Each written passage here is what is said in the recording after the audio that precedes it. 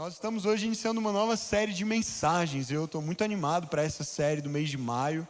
O título dela é Até que Ele Venha.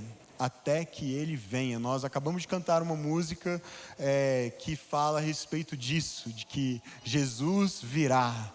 E Ele virá com o governo em seus ombros, Ele virá com toda a autoridade para reinar sobre uma criação restaurada, novos céus, nova terra. E todos nós que pertencemos a Jesus, ansiamos por esse dia, pela sua vinda. Talvez você que ainda não é um seguidor de Jesus, ou alguém que está, quem sabe, iniciando essa jornada de segui-lo, você não tem ainda tanta clareza a respeito dessa promessa bíblica de que Jesus voltará.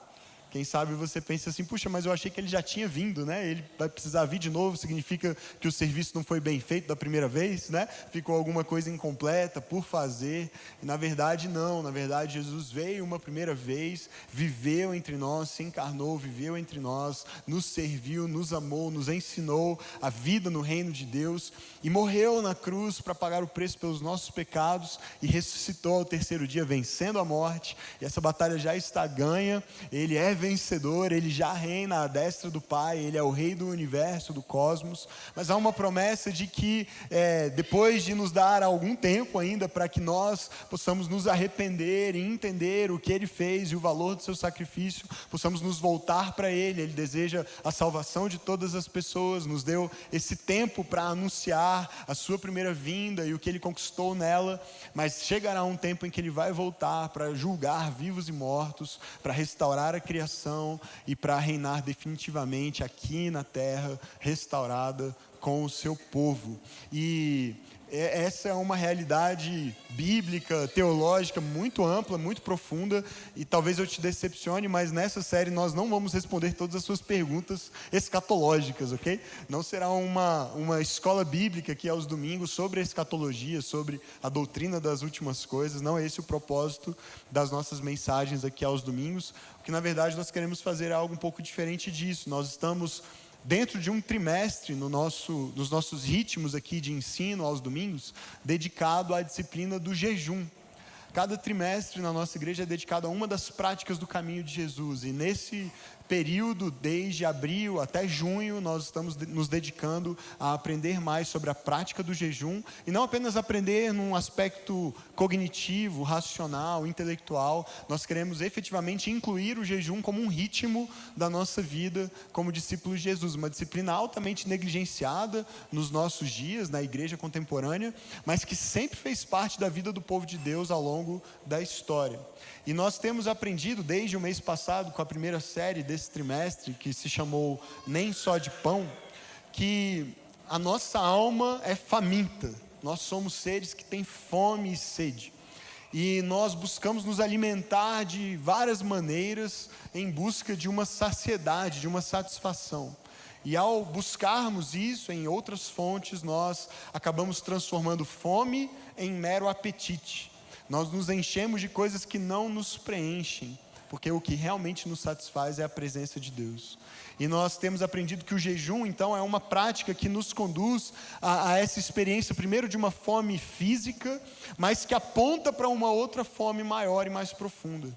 Essa fome física que o jejum causa em nós, evidencia os nossos desejos desordenados e alimenta a nossa fome, o nosso anseio pela sua presença. Então nesse mês, agora de maio e até o mês de junho, nós seguiremos aprendendo sobre isso, porque nós jejuamos até que Ele venha, amém? Nós jejuamos até que Ele venha. Quando eu me casei com a Andressa, isso vai fazer agora 13 anos, né? Agora em agosto a gente completa 13 anos de casados. Eu me casei com uma nutricionista, ok? Então, ore por mim quando você lembrar. Na verdade, ore por ela, né? Que haja paciência comigo, né? Mas na época ela ainda estava estudando nutrição, não era formada ainda, mas já estava nesse ambiente, nessas conversas, e sempre foi muito cuidadosa assim, com a nossa alimentação. E eu não, mas ela, eu lembro que na época, logo, uma das primeiras semanas de casado, não lembro exatamente quando foi, mas bem no início do nosso casamento, ela fez um patê de atum. Ela gosta muito de atum, eu não entendo por quê, mas ela gosta muito de atum, eu aprendi a gostar também, porque não tive muitas opções, e esse patê de atum não foi totalmente consumido, e ele ficou lá na geladeira. E, gente, eu recém-casado, recém-formado, recém-empregado, um salário altamente restrito, ela estudante, sem renda, as contas dificilmente fechavam, né, nessa época. Então a ideia de algum tipo de alimento que havia sido penosamente adquirido por nós, com muito trabalho e esforço, ser desperdiçado na minha casa era inadmissível. Então esse patê de atum ficou lá alguns dias na geladeira, e um dia eu o vi, e ao vê-lo decidi comê-lo, né? E esse aqui está sobrando, não tem muitas opções, eu vou comer esse patê de atum hoje. E eu fui alertado amorosamente pela minha esposa de que não era uma boa ideia, porque já havia vários dias que esse patê estava lá, ele deveria ser descartado porque não faria bem para mim. Mas eu, obviamente, fiz o quê? Como todo bom marido, eu desobedeci a minha esposa, né? E eu falei, é um absurdo a gente jogar fora. Você sabe o preço do atum? Eu preciso comer esse patê de atum aqui, não dá para desperdiçar. Então eu falei, eu cheirei, o cheiro está ok, assim, não vai fazer mal, comi. E eu vou poupar vocês dos detalhes do que veio depois, ao longo da próxima noite e do dia seguinte, por conta da minha desobediência. E, queridos, essa experiência nada agradável que eu vivi no início do meu casamento, ela me ensinou uma coisa muito importante, e presta atenção, porque se você não aprender mais nada hoje, você sai daqui com esse ensinamento precioso para a sua vida. Os alimentos têm data de validade, você sabia disso? Os alimentos têm uma informação importantíssima no rótulo deles, que é a tal da data de validade. Ela expira. E depois de um certo tempo, especialmente se for um atum aberto há vários dias, mesmo na geladeira, eles estragam. E eles não estão mais adequados para o consumo, a menos que você esteja disposto a lidar com as consequências disso, né? E não são só os alimentos que têm data de validade, o jejum também. A gente tem um tempo para comer, mas a gente tem também um tempo determinado para se abster de comer. O que eu quero dizer com isso? A maioria das disciplinas espirituais no caminho de Jesus vão nos acompanhar para a eternidade. Eu não sei se você parou para pensar nisso, mas mesmo depois da volta de Jesus, nos novos céus e na nova terra que Ele vai inaugurar, nós vamos continuar orando, sim ou não? Porque orar é conversar com Deus. E Ele vai estar aqui, a gente vai bater papo com Ele por toda a eternidade, vai ser a melhor oração das nossas vidas, a gente vai poder falar face a face com Deus. A meditação na palavra de Deus vai durar para sempre, sim ou não? Porque a Bíblia diz que a palavra de Deus é eterna, ela dura para sempre, ela permanece para sempre. E tudo aquilo que Deus falou vai continuar ecoando por toda a eternidade, nos ensinando a viver na sua presença e nesse novo reino. A gente vai continuar conversando sobre a palavra, meditando nela. O bom é que a gente vai poder tirar as dúvidas diretamente com o autor, né? Aquelas dúvidas que até hoje a gente tem. Quem foram os Néfilins? A gente vai poder perguntar para ele, que ninguém sabe até hoje. Então, meditar na palavra é algo que vai nos acompanhar. A vida em comunidade vai nos acompanhar para sempre. Afinal, estaremos todos lá, todos juntos, vivendo juntos em comunidade, na presença do nosso Salvador, do nosso Mestre, e praticando o caminho de Jesus por toda a eternidade. A hospitalidade, o serviço, a adoração, essas disciplinas vão nos acompanhar por toda a eternidade. Viveremos juntos como povo de Deus, esse novo estilo de vida do reino de Deus. Mas, queridos, há uma disciplina, talvez haja mais algumas, mas em particular uma disciplina que tem data de validade, tem prazo para terminar. Não há registro de jejum na nova criação. Não há nenhum sinal na Bíblia que aponte para o fato de que quando Jesus voltar e o seu reino estiver definitivamente estabelecido entre nós, nós como seu povo jejuaremos. Na verdade, todas as menções que há em relação a alimento nos relatos bíblicos sobre a nova criação é de que nós vamos comer e comer muito bem. Nós vamos comer bem, nós vamos beber bem, nós vamos festejar, nós vamos nos banquetear na presença do nosso Deus. Não há espaço para jejum na nova criação, só para banquete. O jejum é temporário. O jejum tem prazo de validade. Não significa que na nova criação a gente vai passar o tempo inteiro, a eternidade inteira comendo, literalmente. Mas, queridos, o jejum remete a um estado de insatisfação.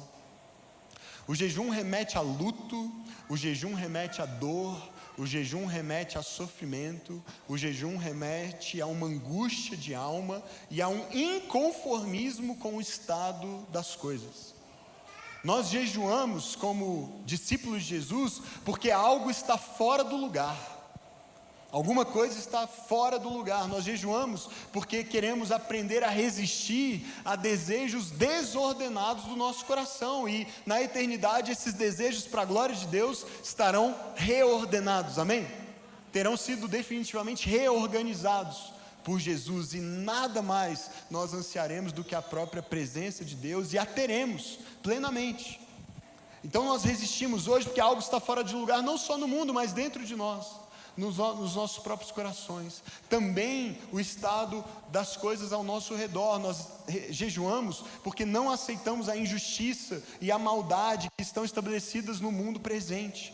Esse será o nosso foco do mês que vem. Nós teremos uma série imperdível no mês de junho chamada Fome de Justiça, e vamos falar sobre misericórdia e compaixão e como o reino de Deus precisa se manifestar nas nossas ações práticas em favor dos outros, dos de fora, dos vulneráveis. Será um mês muito importante, porque esse é o verdadeiro jejum que Deus deseja. Mas, queridos, nesse mês nós vamos conversar sobre o fato de que nós jejuamos porque o noivo nos foi tirado. O noivo nos foi tirado. Ele não foi tirado para sempre, graças a Deus por isso. E por isso é que o jejum terá fim.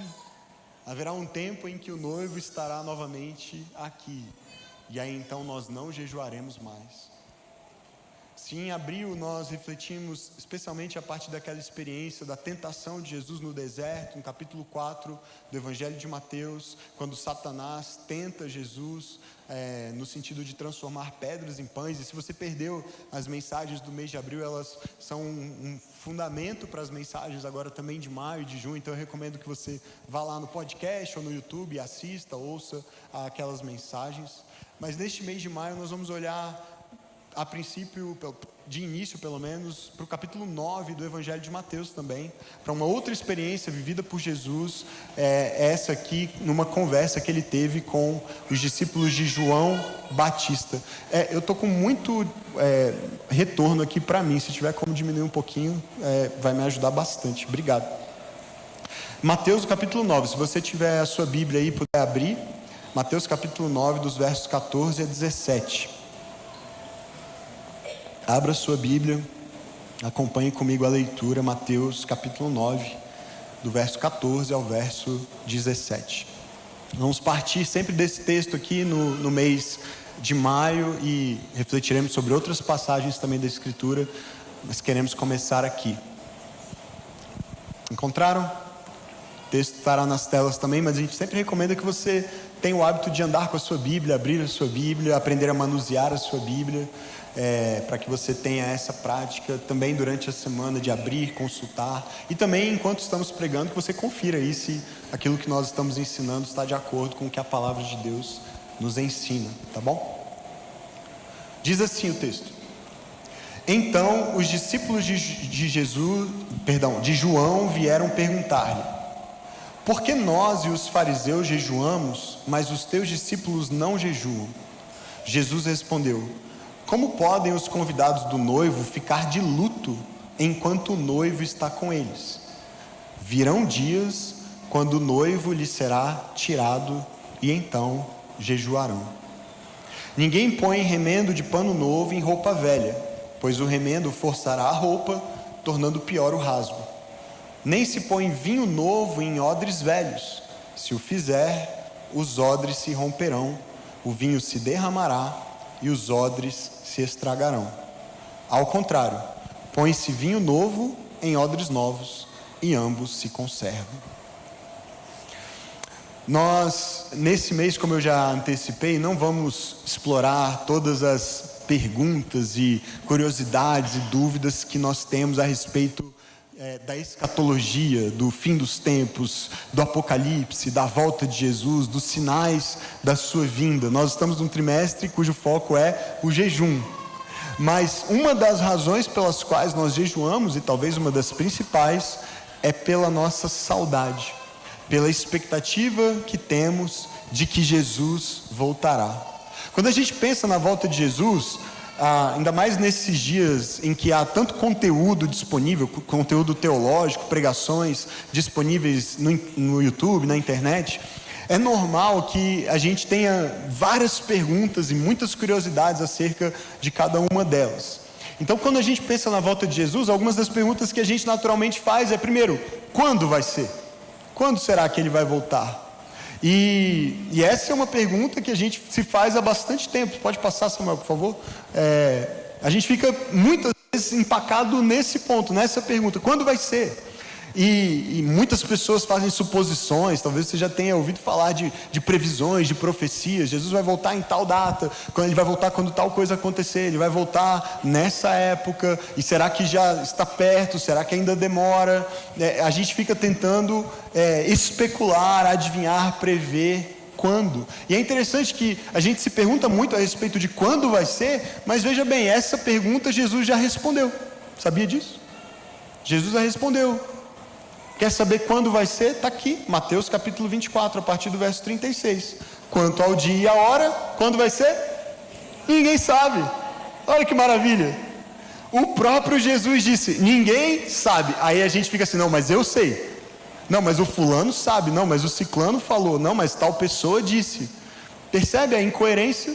O próprio Jesus disse, ninguém sabe. Olha só o que ele diz na sequência: nem os anjos do céu, nem o Filho, senão somente o Pai. Como foi nos dias de Noé, assim também será na vinda do Filho do Homem. Qual é a relação com os dias de Noé e a vinda de Jesus? Olha só, pois nos dias anteriores ao dilúvio, o povo vivia fazendo o quê? Olha que curioso, comendo e bebendo, casando-se, dando-se em casamento, até o dia em que Noé entrou na arca. E eles nada perceberam, até que veio o dilúvio e os levou a todos. Assim acontecerá na vinda do Filho do Homem. Olha só que curioso, na época de Noé, diz Jesus, as pessoas estavam muito ocupadas fazendo o quê? Comendo e bebendo. Quem sabe, para que a gente não seja assim surpreendido também, a gente precisa jejuar um pouquinho mais, não é mesmo? Porque ao jejuar nós estaremos ao mesmo tempo vigiando, prestando atenção, discernindo os tempos e os sinais da sua vinda. Quem sabe, ao jejuar, nós estaremos também nos preparando para esse momento, para esse dia, sem tantas distrações e ocupações. Essa é uma das perguntas que nós nos fazemos: quando será? Outra pergunta comum que a gente se faz é onde? Onde é que vai acontecer? E aí muitas pessoas acabam desenvolvendo um interesse muito grande, muito genuíno, muito sincero, por estudar, investigar outros temas também relacionados à escatologia. Muitas pessoas no nosso tempo têm desenvolvido um interesse muito grande pela nação de Israel e os contextos geopolíticos que envolvem Israel e as guerras que acontecem no Oriente Médio, e aí vão para lá e ficam tentando perceber quando tal coisa acontecer em Jerusalém, quando tal coisa acontecer em Israel ou naquela região, aí isso vai ser um marco então da volta de Jesus. E curiosamente essa pergunta de onde também já foi respondida por Jesus em Mateus no capítulo 24 também, no verso 27, ele disse assim: porque como o relâmpago sai do oriente e se mostra no ocidente, assim será a vinda do Filho do Homem. Em outras palavras, não se preocupe, você vai ver. Ah, mas se eu estiver no lugar errado, mas se eu não estiver olhando para o lugar certo, mas se eu não estiver na direção certa, se eu não estiver com os olhos fitos no país certo, ou na região certa, ou no contexto geopolítico certo, se eu não estiver observando a pessoa certa, será que eu vou perder? Fique tranquilo, como um relâmpago sai do oriente, se mostra no ocidente, assim será. E a palavra de Deus diz mais: todo olho o verá. Todo olho verá. Não se preocupe tanto quanto ao onde. Você vai ver. Você vai ver. Quando, onde. Outra pergunta que a gente se faz muito é quem? Quem? E aí não é tanto quem vai vir, porque a gente sabe, é o próprio Jesus, a gente crê assim. Mas a gente se pergunta muito quem vai vir antes dele, não é mesmo? Ou, em outras palavras, se você já é um pouquinho mais conhecedor da linguagem apocalíptica, a gente quer saber quem vai ser o anti. Que o Cristo vem, a gente sabe, agora a gente quer saber quem vai ser o anti, porque o anti vai vir antes, né? O anti vai vir antes, então a gente quer saber quem vai ser o anti, para saber se ele já veio, porque ele vem antes, e aí uma vez que ele vier, significa que Jesus está chegando, né? E você sabia que até essa resposta já temos na Bíblia também? Em 1 de João, no capítulo 2, verso 18, o apóstolo João escreve assim: filhinhos, vocês têm dúvidas sobre o tempo? Então deixa eu dizer para vocês, esta é a última hora.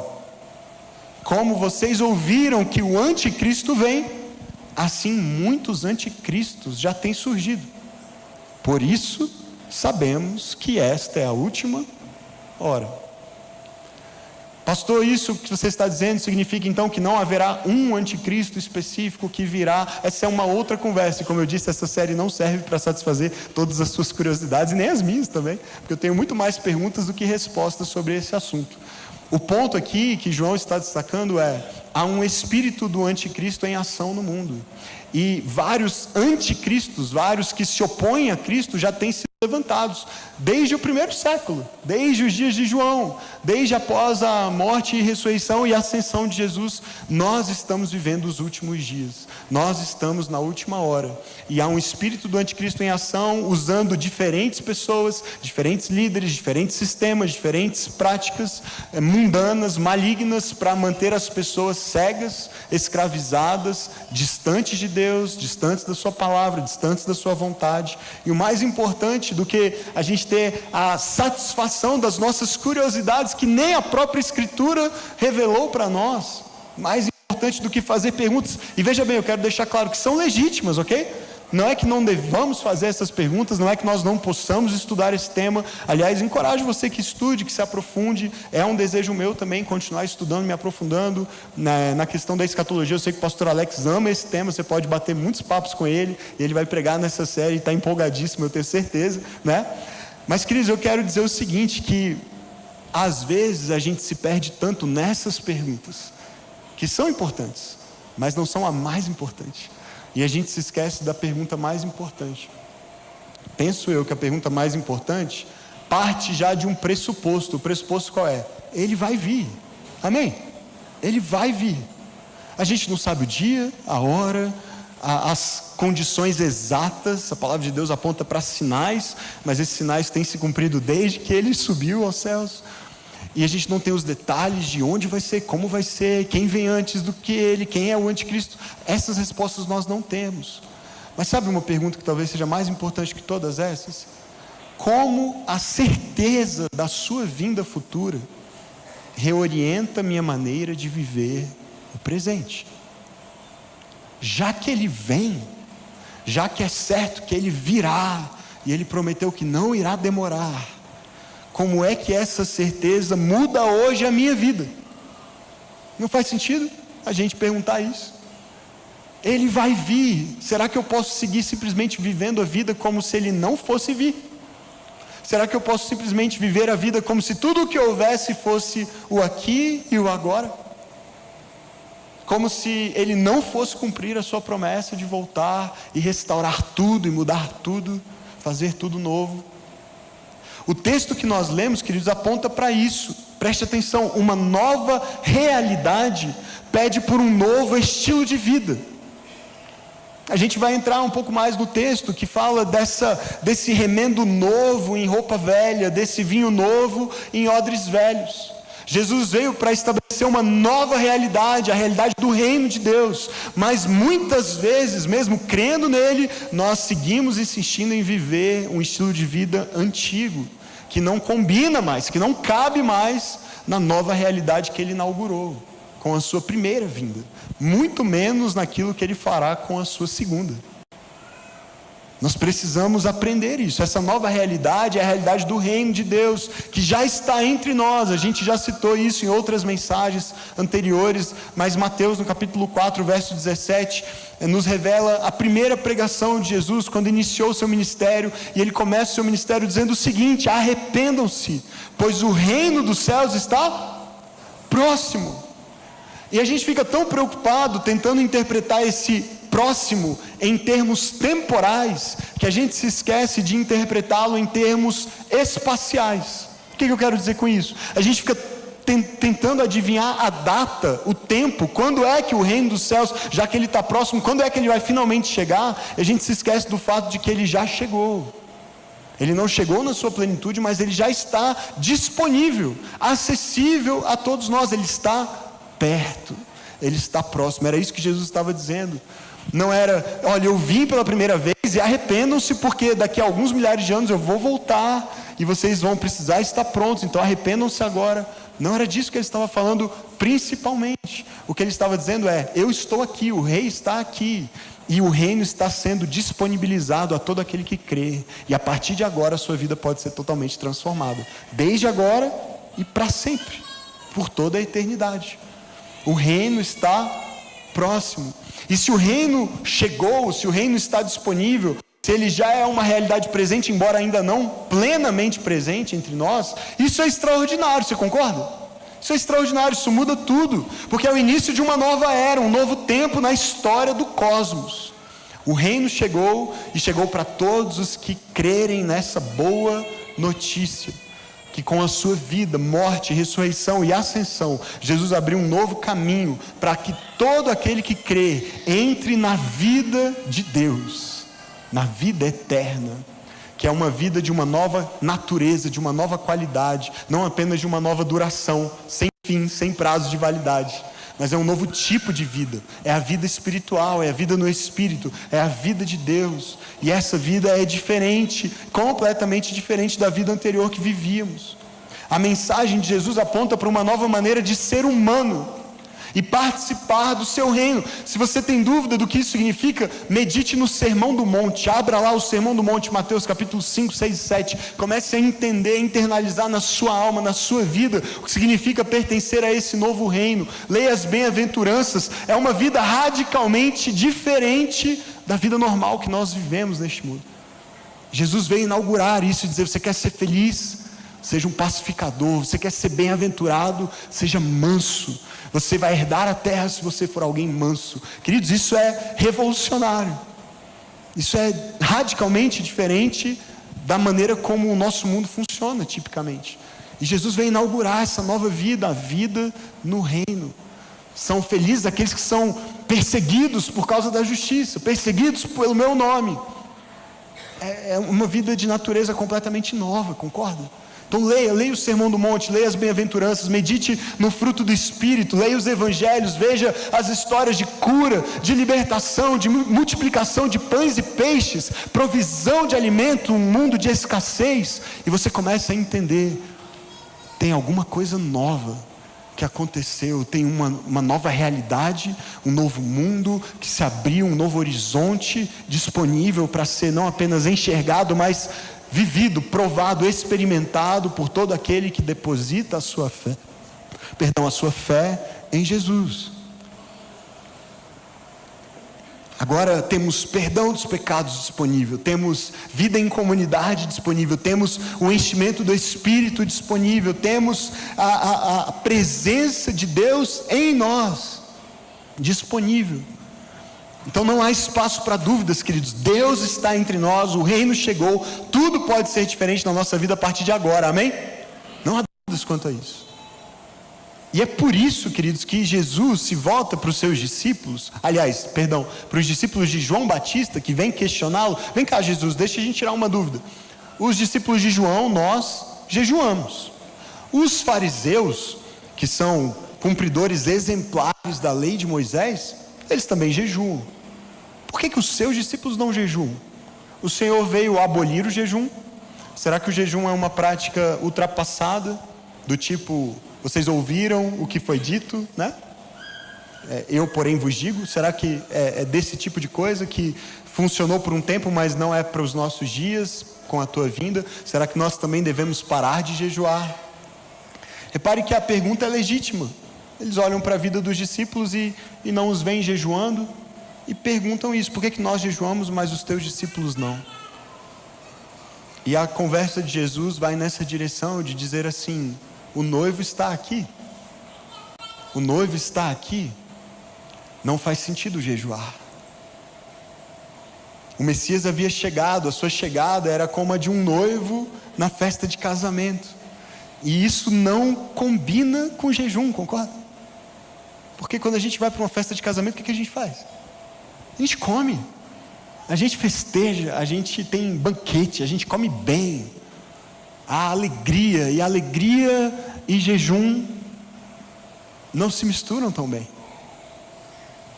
E Jesus, quando se descreve dessa forma como o noivo, ele está fazendo uma afirmação muito ousada e muito profunda, porque em todo o Antigo Testamento, Deus, Yahvé, se apresenta como marido de Israel, seu povo. E quando Jesus diz o noivo chegou, ele está dizendo: eu e esse Deus do Antigo Testamento, nós somos um só.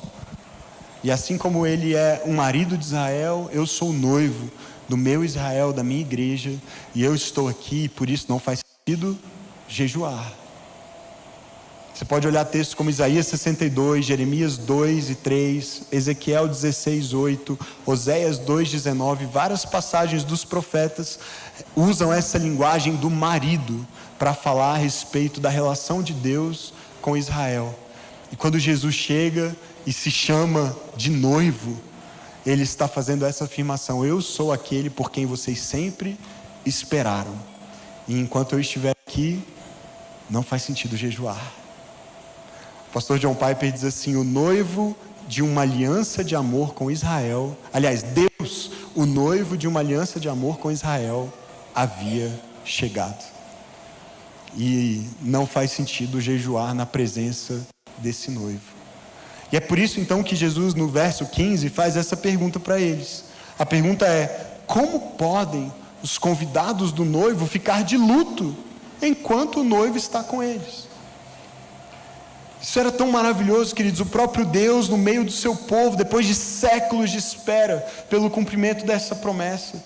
Isso é tão bom, isso é tão feliz, que jejuar torna-se uma postura inadequada diante dessa realidade. Porque o jejum, por definição, é uma prática para tempos de falta, para tempos de anseio, para tempos de saudade.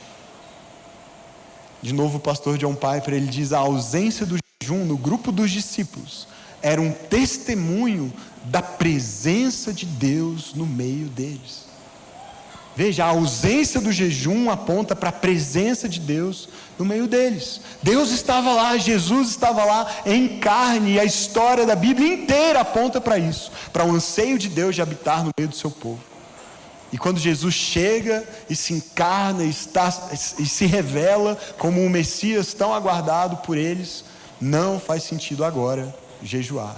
Não jejuar é uma maneira de pregarem, percebe? A pregação dos discípulos, entre outras coisas, era por meio de não jejuarem, porque ao não jejuarem, eles estão dizendo: o noivo está aqui, o noivo está aqui, e na presença dele o que há é alegria e plenitude de alegria, não há espaço para jejum. E é por isso, queridos, que o jejum é uma disciplina que tem prazo de validade, porque há uma promessa de que o noivo voltará. E há uma descrição dessa nova criação conhecidíssima lá em Apocalipse, no capítulo 21, nos versos 3 e 4, que apontam para isso. Olha só, o texto diz assim: agora o tabernáculo de Deus está com os homens, com os quais ele viverá. Eles serão o seu povo, o próprio Deus estará com eles e será o seu Deus. Ele enxugará dos seus olhos toda lágrima, já não haverá mais morte, nem aflição, nem choro, nem dor, e por isso nem jejum. Não está escrito aí, tá? Antes que você me repreenda. Mas a consequência lógica do argumento é essa: não fará sentido jejuar, pois as coisas antigas já passaram. Há várias profecias do Antigo Testamento sobre esse tempo. Séculos antes da primeira vinda de Jesus, os profetas de Israel já prenunciavam que ele viria e que iria depois restaurar tudo outra vez, ou definitivamente, melhor. E nessas profecias, várias delas mencionam festa, comida, bebida, banquete, porque descrevem essa volta de Jesus como o casamento, as bodas do Cordeiro, o encontro definitivo do noivo com a igreja, a sua noiva. E quando ele vier, nós vamos comer. Em Isaías, vou destacar só essa pelo tempo, mas em Isaías capítulo 25, do verso 6 ao verso 8, e veja se não há muitas semelhanças entre o texto de Apocalipse que nós acabamos de ver e essa passagem de Isaías 25. Olha só: neste monte o Senhor dos exércitos preparará um farto banquete para todos os povos, um banquete de vinho envelhecido, com carnes suculentas e o melhor vinho. Neste monte ele destruirá o véu que envolve todos os povos, essa cegueira que impede as pessoas, as nações de reconhecerem Jesus. Esse véu será finalmente removido e a cortina que cobre todas as nações destruirá a morte para sempre. O soberano Senhor, olha o que ele vai fazer. Acabamos de ler isso lá em Apocalipse, mas está aqui em Isaías 25. O soberano Senhor enxugará as lágrimas de todo o rosto e retirará de toda a terra a zombaria do seu povo. Foi o Senhor quem disse, e se foi o Senhor quem disse, Ele é fiel para cumprir a sua palavra, amém? Isso vai acontecer, queridos, isso vai acontecer. E você percebe que é impossível, não faz sentido imaginar jejum dentro dessa realidade. Não cabe, não combina, não faz sentido. Nós não vamos jejuar na nova criação. Nós estaremos plenamente alimentados e satisfeitos de Deus. E celebraremos isso, comendo e bebendo juntos.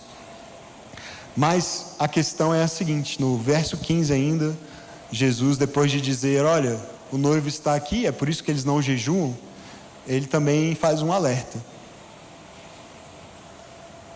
E ele diz: virão dias quando o noivo lhe será tirado, e então jejuarão. E queridos, esses dias que Jesus disse que viriam, vieram. Esse é o tempo em que nós estamos. Nós estamos, de acordo com aquela passagem que nós já lemos no início também, em 1 de João, nós estamos na última hora. Nós estamos nos últimos dias. Nós estamos no tempo em que o noivo nos foi tirado. Nós estamos vivendo esse intervalo de tempo que o Novo Testamento chama de últimos dias, que é o intervalo entre a primeira e a segunda vinda de Jesus. E o noivo veio, mas ele já não está fisicamente mais entre nós, e nós o experimentamos quando ele veio. Nós provamos dele, mas ainda não plenamente. E é por isso que nós temos saudade. Nós temos saudade. Ou deveríamos ter. E mais uma vez o pastor John Piper, e eu estou citando muito ele hoje porque ele escreveu um livro maravilhoso sobre jejum chamado Fome de Deus, e é um pouco difícil de encontrar. Eu acho que o livro físico está esgotado, mas tem o e-book disponível, você consegue encontrar e comprar. Mas ele diz assim, olha só, o jejum cristão em última instância é a fome que brota da saudade de Deus. Jejum é uma expressão física do desejo ardente do coração pela volta de Jesus. Uma expressão física de um desejo ardente do coração. Fome que brota da saudade. Isso não é lindo? Uma fome causada por saudade. Tem gente que, se o namorado viaja, não come, né? Se o cônjuge viaja e está com muita saudade ou está distante, a pessoa tem dificuldade de se alimentar. Se os filhos estão distantes, a pessoa não sente vontade de comer. Eu sou o contrário, qualquer coisa me faz querer comer mais. Nunca nada na minha vida tirou a minha fome, só aumentou. Eu não conheço essa realidade, mas algumas pessoas dizem que é verdade, acontece. Mas, queridos, a saudade de Jesus deveria nos dar fome. O anseio pela sua volta deveria nos dar fome. E veja bem, talvez você que é muito atento às pregações aqui da nossa igreja, você esteve aqui domingo passado, ou ouviu durante a semana no podcast uma mensagem maravilhosa do Felipe Dinato, no domingo passado, falando quase que aparentemente o oposto do que eu estou dizendo agora, porque ele falou assim: nós somos satisfeitos nele, e nós podemos nos alimentar dele, e experimentar satisfação nele. Ele nos sacia, a sua presença está disponível para nós. E de repente você está tentando ligar os pontos e a conta não está fechando, porque você está pensando assim: pastor, eu não sei o que está acontecendo, porque no domingo passado eu ouvi que eu posso ser satisfeito, e agora eu estou entendendo que eu não posso, porque eu tenho que ter saudade e fome, como se ele não estivesse aqui. Afinal, ele está ou ele não está? Eu tenho a presença dele ou ainda não? E, queridos, a resposta, como várias vezes eu digo aqui para vocês, quando a gente se depara com essas tensões do reino de Deus, a resposta é sim. Eu estou satisfeito ou eu preciso ter fome e esperar que essa satisfação aconteça depois? Sim, as duas coisas. E esses são os paradoxos da vida no reino. Esses são os paradoxos do já e do ainda não, como os teólogos gostam de definir esse tempo que nós estamos vivendo. Nós estamos vivendo no já, mas também estamos vivendo no ainda não. Estamos nessa tensão. Somos chamados a viver nela, entre aquilo que já é e aquilo que ainda não é plenamente. De fato, queridos, é verdade que Jesus está presente, Ele está em nós. Ele prometeu isso, Ele cumpriu. Quando Ele subiu aos céus, Ele disse: eu vou enviar o Consolador, o Espírito da verdade, alguém como eu, e Ele estará com vocês e em vocês.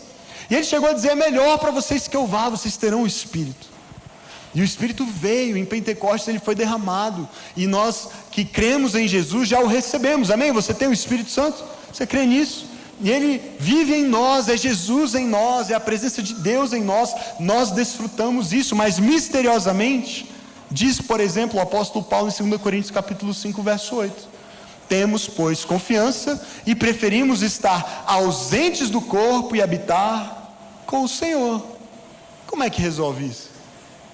Paulo está dizendo assim: morrer é lucro, é melhor ir para lá, é porque eu vou estar com Cristo. Parece, queridos, e a Bíblia inteira aponta para isso, parece que há ainda algo por vir, que é melhor do que o que temos hoje, que envolve a restauração de todas as coisas, envolve a ressurreição dos mortos, envolve a volta de Jesus para reinar conosco, e nós com Ele para sempre. E por melhor que possa ser a vida aqui agora, cheia da presença do Espírito em nós, ainda há um nível de insatisfação, uma fome que não será saciada até este dia do casamento, do banquete, das bodas. E nós precisamos aprender a viver nessa tensão. Há um tipo de anseio, de esperança, de saudade em cada filho de Deus, que sabe que Jesus não está aqui da forma completa, como um dia Ele estará, íntima, gloriosamente, como nós o desejamos, e como um dia nós o teremos, amém? E é por isso, queridos, que nós jejuamos. Nós jejuamos para aumentar, nós jejuamos paradoxalmente para alimentar nossa fome de Deus. Nós jejuamos para dizer para a nossa alma: não está tudo bem, e não estará tudo bem, até que nós o tenhamos por inteiro, até que Ele esteja aqui conosco. Por melhor que a vida possa ser aqui e agora, queridos, nada se compara à vida como nós a viveremos quando Ele vier. E é por isso que nós temos fome, e é por isso que nós jejuamos. A sequência da fala de Jesus, a partir do verso 16, é: ninguém põe remendo de pano novo em roupa velha, pois o remendo forçará a roupa, tornando pior o rasgo. Nem se põe vinho novo em odres velhos, se o fizer, os odres se romperão, o vinho se derramará, os odres se estragarão. Ao contrário, põe-se vinho novo em odres novos, e ambos se conservam. O que isso significa? Parece uma fala meio confusa. Jesus está falando sobre jejum, aí Ele começa a falar sobre costura e sobre vinho, conservação de vinho, né? Jesus, o assunto era jejum. Deve ser muito engraçado, devia ser muito engraçado ter essas conversas com Jesus, porque raramente Ele responde a pergunta que a gente faz, né? A gente faz uma pergunta, ele responde aparentemente outra coisa. Na verdade, ele responde a pergunta que a gente deveria ter feito, né? Ele responde a pergunta que a gente deveria ter feito. E aí ele está respondendo uma pergunta que parece, ele está dando uma resposta que parece não ter a ver com a pergunta, parece não ter nada a ver com o jejum, mas tem tudo a ver com o jejum. O assunto é jejum, a pergunta foi sobre jejum, porque os seus discípulos não jejuam como os de João Batista, como os dos fariseus. E, queridos, a verdade é que o jejum dos fariseus e o jejum de João Batista e dos discípulos dele eram jejuns que não estavam ainda adaptados, adequados à nova realidade, o novo vinho do que Jesus veio inaugurar. Um novo reino pede por um novo estilo de vida, uma nova realidade pede por um novo tipo de jejum. Não é que não jejuaremos, mas jejuaremos de uma outra maneira. Jesus estava se referindo à presença do noivo e à realidade do reino de Deus que está aqui e agora, embora ainda não de forma completa entre nós. E por um lado, nós já desfrutamos dessa nova realidade, nós já temos acesso a beber desse novo vinho do reino, porque Jesus já morreu por nós, Jesus já ressuscitou, Ele já venceu a morte, Ele já reina, Ele já enviou o seu Espírito, e nós já vivemos no poder desse Espírito, na realidade desse reino. Nós somos nova criação, somos a noiva de Cristo. Esse vinho novo, odres velhos não podem conter. Um sistema religioso, em outras palavras, antigo, não pode conter a realidade do reino. Era disso que Jesus estava falando. Isso significa que, diferentemente do tempo anterior à vinda de Jesus, a primeira vinda de Jesus, o povo de Deus não jejua olhando apenas agora para o futuro, na expectativa de que um dia Ele virá, porque Ele veio. Nós jejuamos também agora olhando para o passado e certos de que, assim como Ele veio uma primeira vez, Ele um dia voltará. É um novo tipo de jejum. Jesus já disse está consumado. A nossa redenção já foi comprada. Tudo já se fez novo. Olha só, de novo o pastor John Piper. Eu prometo que eu vou citar ele só mais umas 38 vezes. Nós provamos os poderes da era vindoura. E o nosso novo jejum não é por termos fome de algo que nunca experimentamos, mas porque o vinho novo da presença de Cristo é muito real e satisfatório. A novidade do nosso jejum é esta: sua intensidade vem não porque nunca provamos do vinho da presença de Cristo, mas porque o provamos de forma tão maravilhosa por meio do seu Espírito, que agora nada nos satisfaz até que chegue a consumação da alegria.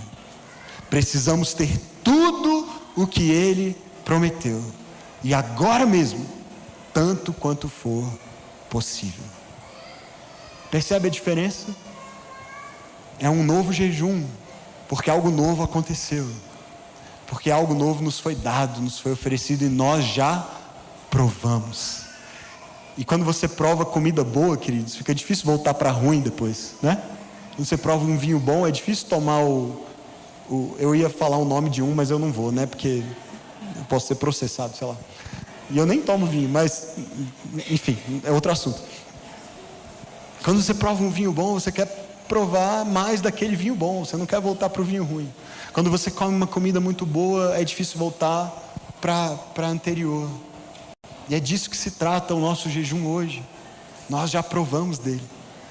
O nosso jejum hoje, queridos, não é uma mera expectativa por algo que não experimentamos, mas é uma manifestação da saudade do que já provamos, mas ansiamos comer por inteiro.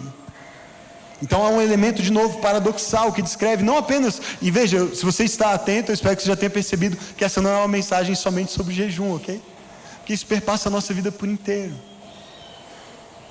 Não é só a maneira que nós jejuamos que muda à luz da primeira vinda de Jesus. Na verdade, a nossa maneira de viver precisa ser outra, à luz do que Ele já fez e à luz do que Ele assegurou que ainda fará.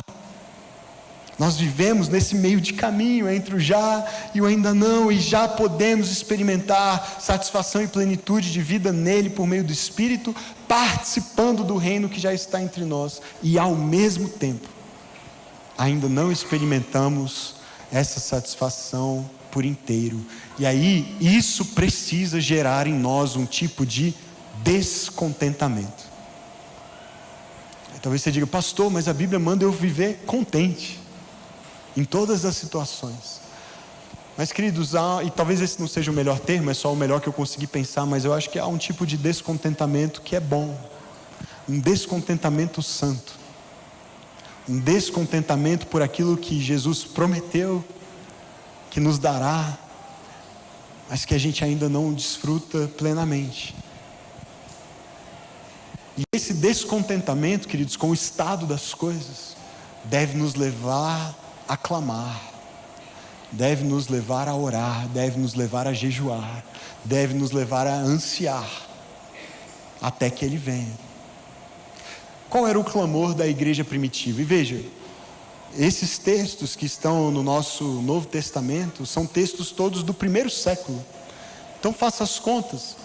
Essas pessoas andaram com Jesus, mesmo aqueles que escreveram e que não foram diretamente discípulos dele, contemporâneos ali, por exemplo, Paulo, que é o autor da maior parte do Novo Testamento e que não andou diretamente, fisicamente com Jesus, embora tenha tido uma experiência de vê-lo, de conhecê-lo, de ouvi-lo, e foi chamado como apóstolo, ele mesmo disse, fora de tempo. Mas Paulo viveu dentro daquela realidade, daquele contexto do primeiro século. Ele conviveu com Pedro, com João, ele conversou com os discípulos, ele teve acesso a eles. Esses textos são daquele primeiro século. Em outras palavras, o que eu quero dizer é, Jesus tinha acabado de subir. A ascensão dele era recente. Muitos desses homens o viram literalmente subir e ficaram olhando para cima. Isso está lá em Atos capítulo 1. Tiveram que ouvir do anjo, vai viver a vida agora, ele vai voltar, fiquem tranquilos. Vão pregar, vão anunciar, não fiquem olhando para o céu. Ele vai voltar do mesmo jeito que ele subiu, ele vai descer. E perceba, queridos, ele tinha acabado de ir, mas sabe o que a igreja primitiva tinha demais? Saudade. Saudade. E o clamor daquela igreja, e aí de novo John Piper, olha só, o clamor da igreja primitiva era: vem, Senhor Jesus. Vem, Senhor Jesus. Não é mera coincidência que as últimas palavras da Bíblia sejam as primeiras do Senhor, certamente, venho sem demora, e depois a resposta da igreja: amém, vem, Senhor Jesus. Lá em Apocalipse 22, 20. E veja a análise do pastor John Piper, queridos, e veja se ele não está correto. É isso que está faltando na confortável igreja cristã do mundo moderno.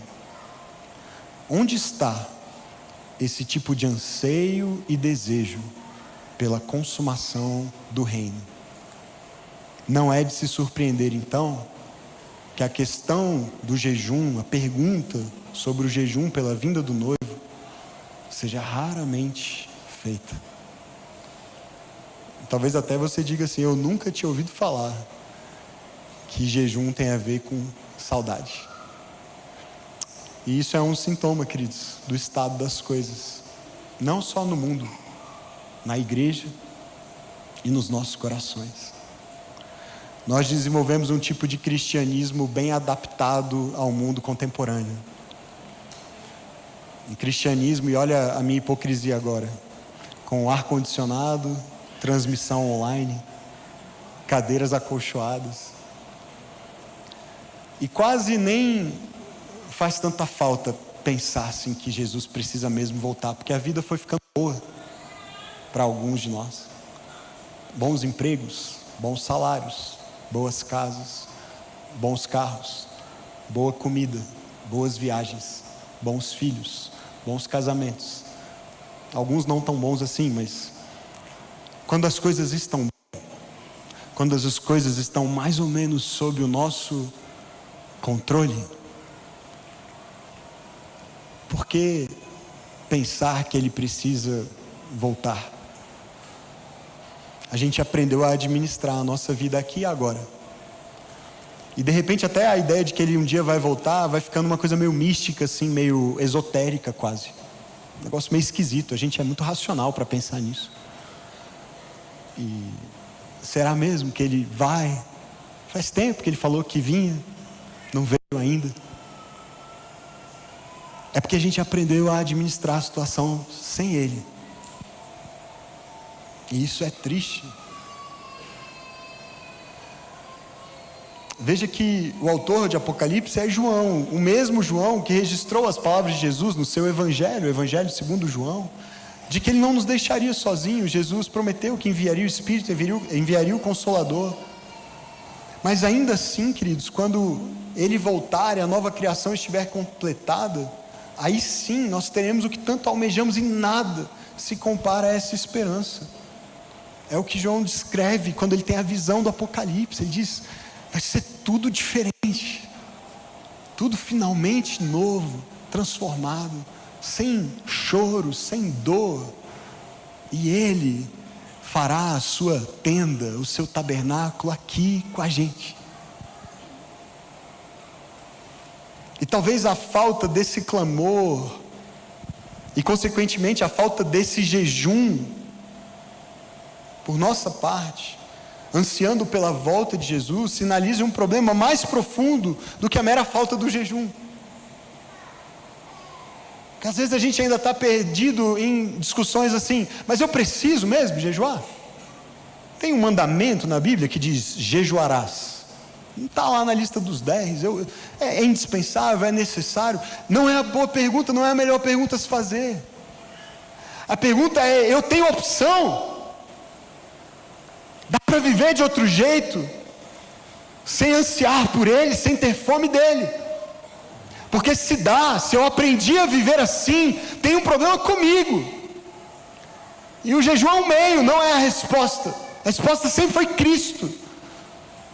Mas jejum talvez seja um meio para me ajudar a voltar para o lugar de onde eu nunca deveria ter saído. Faminto, sedento, com saudade do meu noivo. Você percebe?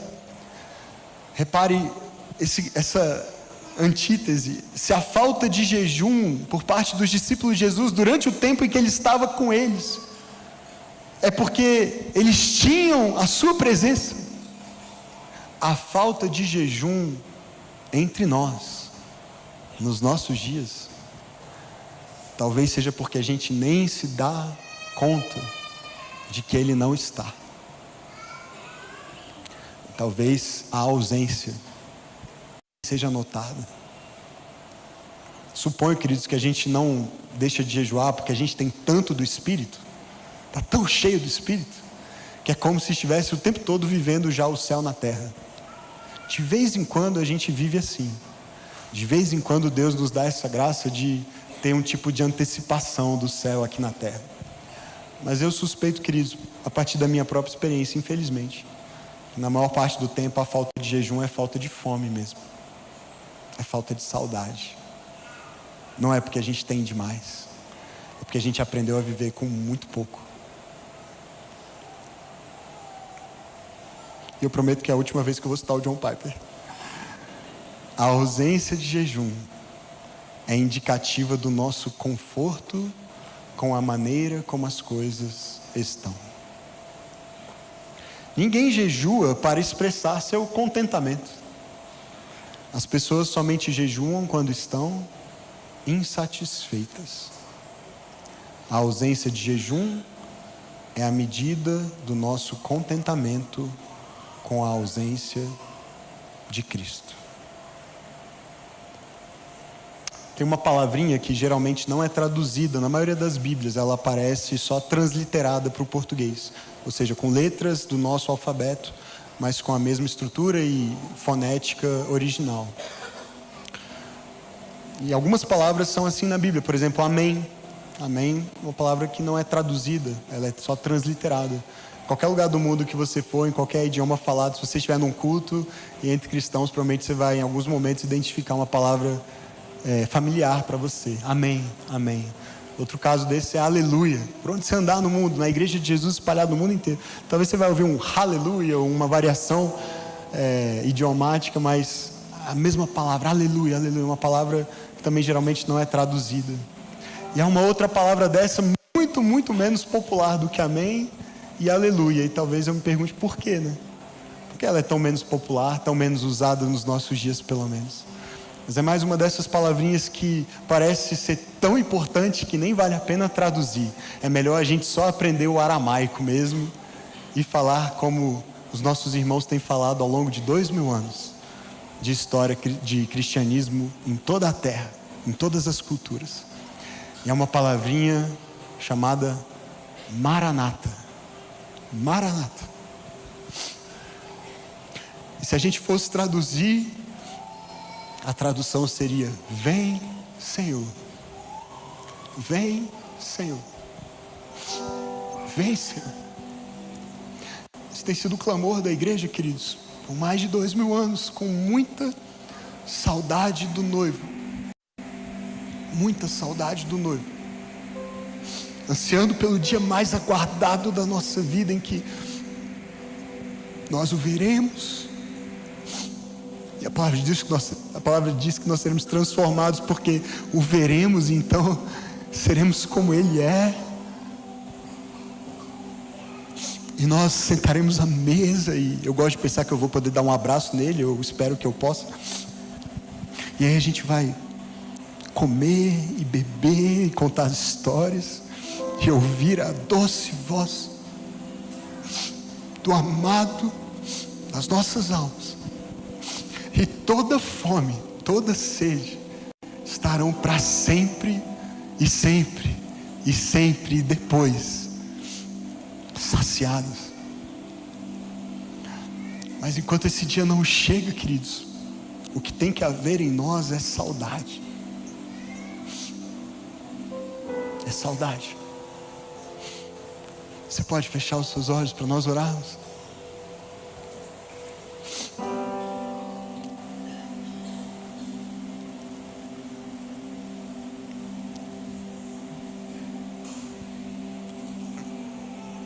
Maranata, Maranata, vem, Senhor Jesus.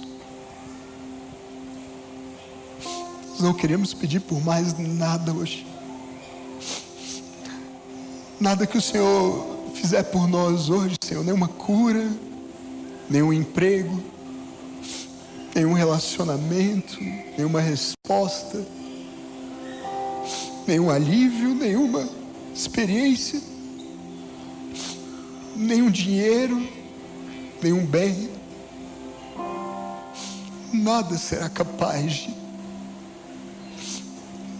realmente satisfazer a fome da nossa alma.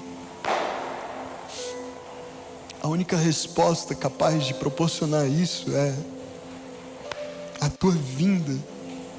A resposta a essa oração da tua igreja, da tua noiva. O Espírito e a noiva dizem: vem, Jesus, vem, Senhor. Olhamos para o mundo, olhamos para nós mesmos, Senhor, e não há outra esperança. Por mais que trabalhemos e sirvamos e preguemos a tua palavra e sejamos a tua presença aqui, tuas mãos, teus pés, tudo isso é maravilhoso. De vez em quando o Senhor nos permite experimentar um pouco do céu aqui na terra, em Brasília, como é no céu, mas, Senhor, nada se compara a este dia que nós ainda não vivemos, mas do qual temos tanta saudade, Senhor. Amamos o dia da tua vinda, Jesus. Ansiamos por ele. Por isso ouve o clamor da tua igreja, Senhor. Nós estamos esperando, Senhor, esperando. E nos ensina a esperar com fome, com saudade, com anseio. Perdão, Jesus, por termos aprendido a viver confortavelmente sem Ti. Perdão, Senhor. E perdão por buscarmos preencher esse vazio e nos contentarmos, Senhor, buscando isso em outros lugares, coisas tão fúteis.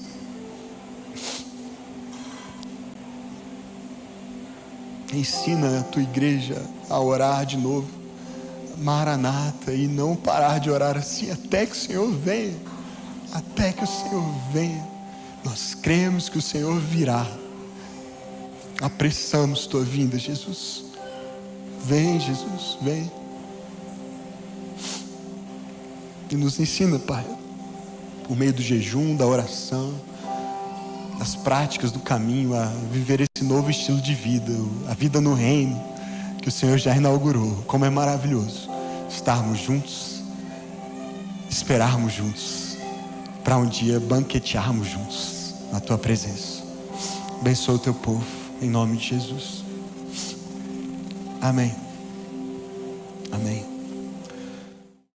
Olá, tudo bem com você? Seja bem-vindo ao nosso canal no YouTube, aqui da Igreja Batista Vértice. Eu sou o pastor Pedro Felizola e eu quero te fazer um convite muito especial. Se você tem acompanhado as nossas mensagens, os conteúdos produzidos pela nossa igreja, as palavras de domingo, e isso de alguma maneira tem abençoado a sua vida e a sua família, eu quero te convidar a considerar a possibilidade de orar e contribuir com a campanha Nossa Nova Casa. A nossa igreja está de mudança, eu estou aqui no futuro novo espaço, onde nós funcionaremos como igreja, aqui no coração de Brasília, e nós cremos que a partir deste lugar nós poderemos servir muito melhor a nossa cidade, mas também você que nos acompanha à distância, seja lá onde você estiver, no Brasil ou no mundo.